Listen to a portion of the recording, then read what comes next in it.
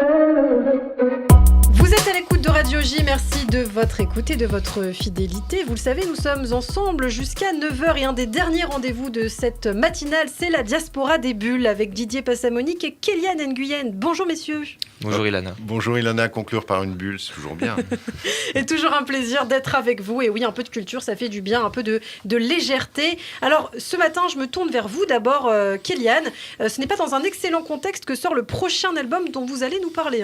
Et non, effectivement, les planètes ne se sont pas alignées pour la sortie de ce deuxième album de la série du Boiseleur aux éditions Soleil Métamorphose, puisque déjà les deux éditrices en charge de l'album quittent la maison d'édition, donc ce qui n'est pas terrible pour la suivi de la sortie, mais surtout puisque le scénariste Hubert nous a quittés il y a 2 ans, et pendant la réalisation de l'album, ça a été une très lourde épreuve pour la dessinatrice Gaëlle Hersan. Alors ça s'appelle Le Boiseleur par Hubert et Gaëlle Hersan, il sort en guise d'hommage donc pour Hubert, mais aussi comme une véritable déclaration d'amour pour le métier d'artiste.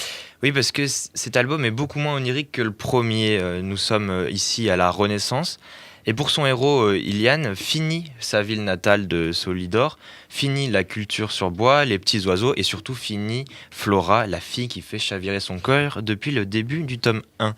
Il part avec son nouveau maître Tullio pour Bellisonde, la ville des artistes. Donc à la Renaissance, ça nous fait évidemment penser à Florence. Et c'est donc cette Florence idéalisée au sein de laquelle Iliane débute son apprentissage.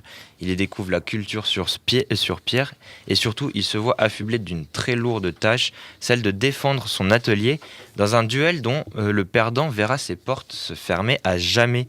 On peut noter ainsi que pour nous autres amoureux de livres, la réalisation de celui-là est magnifique. Et de toute façon, Didier l'attestera chez Métamorphose, c'est souvent ça. Ouais. C'est souvent le cas. Et là, on a une très belle couverture dorée avec des reliefs. C'était déjà le cas sur le premier.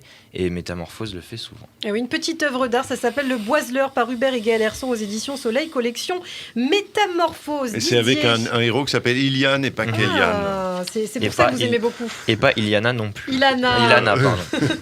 Alors Didier, à présent, c'est votre tour. Et ce matin, un ouvrage sur la résistance. C'est ça, c'est bizarre. Je sens qu'aujourd'hui, vous allez encore nous parler des Juifs et de la Seconde Guerre mondiale. Ben oui, c'est vrai que c'est un sujet à la mode dans la BD, avec des chefs-d'œuvre comme Moss de Spiegelman, comme Deuxième génération de Michel Kichka qu'on a rencontré l'autre jour, ou encore Le Spirou, l'espoir malgré tout d'Émile Bravo.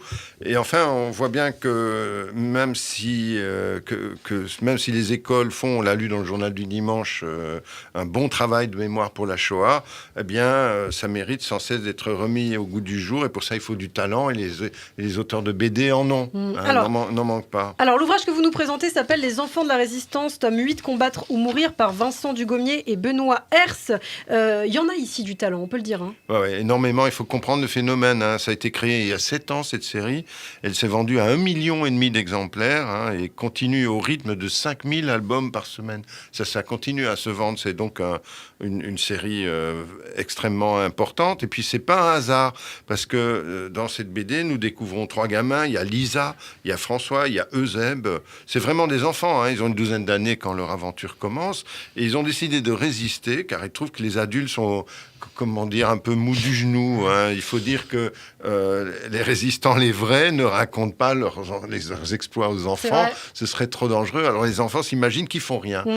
Bon, c'est une série réaliste, mais ce n'est pas Papy fait de la résistance, alors du coup. C'est très réaliste, c'est très documenté aussi. À la fin de chaque album, il y a un petit dossier, mais c'est aussi une série humoristique. Les enfants ont leur franc-parler, sont très attachants. Leurs péripéties s'inspirent de vrais exploits de résistants. On tremble pour eux, pour leur fraîcheur, leur jeunesse. On se projette facilement dans leurs aventures.